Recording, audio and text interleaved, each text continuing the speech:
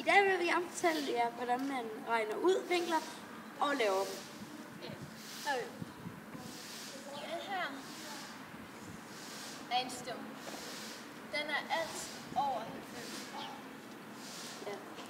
Og det her, det er en spidsvinkel, og den er altså under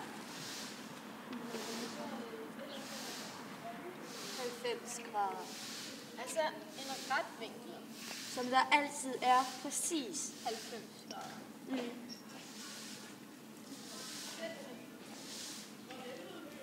Og så kan man også,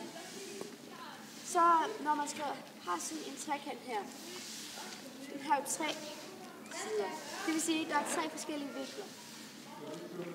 Og der er en gang imellem nogle opgaver, hvor at der er for eksempel en her, der er 80 grader, og der er en her, der er 20 grader. Og så skal man så regne ud, hvad den sidste grad er. Og man kan altid regne ud, hvad den sidste grad er, fordi en trekant altid er 180 grader. Vinkelsummen i en trekant er 180. Ja.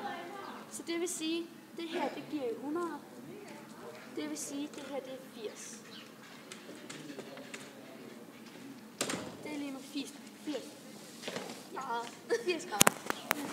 Og ja, det er så det, man bruger. Og det er vinkler, det er rigtig nemt, og alle kan gøre det. Ja. Hej hej! Hej, i dag vil jeg gerne fortælle, hvad pi er, og hvad man bruger pi til. Okay. Pi, altså det her tegn, er lige med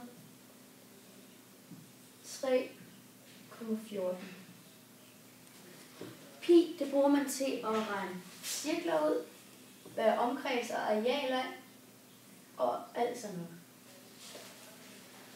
Og ja, det er det, man bruger pi til, og nu er der en anden, der vil fortælle om omkreds og areal. Hvis man skal regne omkredsen ud af en cirkel, så siger man diameter gange pi. Og hvis diameteren er 5, så siger man 5 gange 3,14. Og det er lige med 15,7. Og så har man fundet omkredsen. Og det er bare det, man gør. Ja. Hej, i dag vil jeg gerne lære dig, hvordan du omregner areal ud på en cirkel. Vi har vores cirkel her, og der skal du bruge radius. A i anden. Og A i anden her, det er 3. Radius her er 3. Det vil sige, at du tager 3 gange 3, fordi du skal gange radius 2 gange. Det er lige med 9.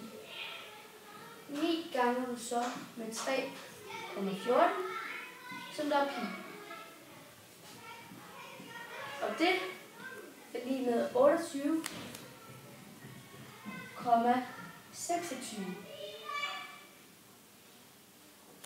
Og det er simpelthen sådan, at du regner areal ud på en cirkel.